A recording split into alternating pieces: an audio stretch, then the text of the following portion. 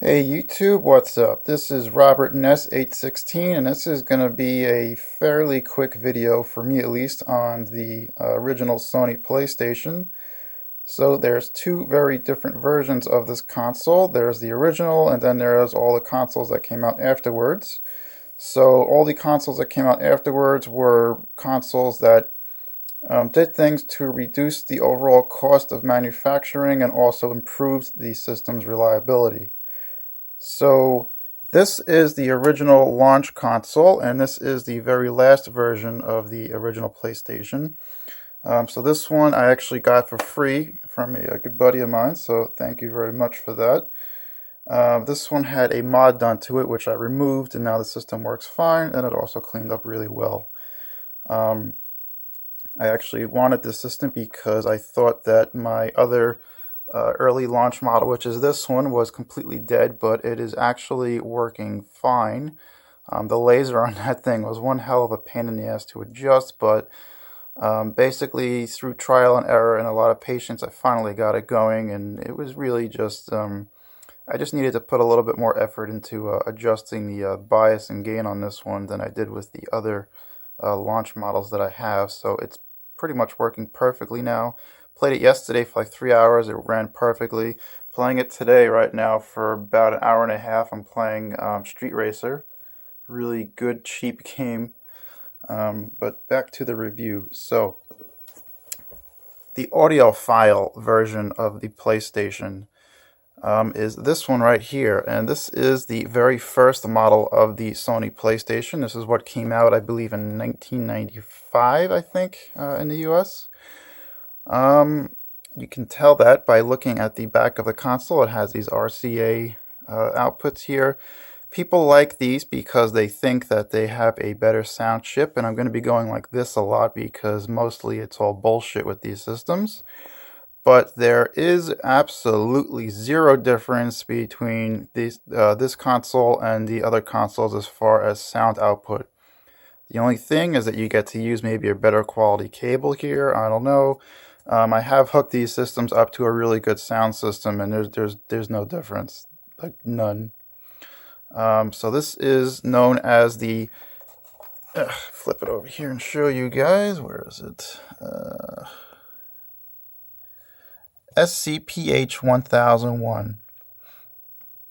So this is what is known as the audiophile PlayStation. This is the one that you'll find on eBay, listed as the audiophile PlayStation. That goes for way too much money. Basically, if you see one of these things for like 40 bucks or 50 bucks labeled as an audiophile version, it's best just to skip it because there's no difference. This one right here is another 1001, and I have another one too kicking around, but there's no difference between them. Absolutely none. So then we have the very last version of the original PlayStation. This is known as the SH. Let me see, I'm going to get those letters all screwed up. I know it. SCPH-9001. So this is the very last version of the fat PlayStation. And this one basically is what came out just before the little slim PS1 came out. So this one has no serial port in the back, so you can't really put a Game Shark on it or anything else that allow you to play bootleg CDs without modding the system. But as far as reliability and simplicity goes, this one is probably one of the best systems to own because there's just nothing to it really. It's very simple inside, very slimmed down. There is another video on YouTube where there's someone comparing every single version of it and basically bashing everything that came out after this system, saying that these are crappy, they're not that good, and 20-something years later they're still working, so they can't be that bad, right? I mean, I don't get it. So let's get into the big thing. The original PlayStation has reliability issues, and if we pop both of these open, you'll see what Sony did. So this one here has the laser assembly near the power supply, so this is where all of your heat is. These also use a lot more power because the board inside has a lot more on them, so they're a little bit more power hungry. These, on the other hand, have a much smaller board and therefore do not use anywhere near as much power. They also have improved ventilation in the case too. As you can see, it has vents in the front here, whereas the other one actually does not. So you can see that kind of missing some ventilation. And then on the newer ones, they added more. Look at that, there's even more on the bottom. So Sony addressed multiple issues with this system. So it has better cooling, has a much better location for the laser, so it doesn't wear out the plastic slides on the laser itself.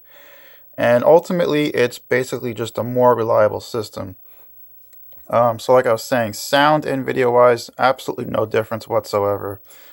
So if you do come across one of these early PlayStations, most likely you're going to have to fool around with the bias and gain adjustments on the laser in order to make the system reliable. I had to do that with this system, I had to do that with this system, and the other system I have, the other 1001 I have, I had to do that with that one as well. It's also a good idea to put some good quality lithium grease on the gears and sliders as well, just to prevent it from any further wear.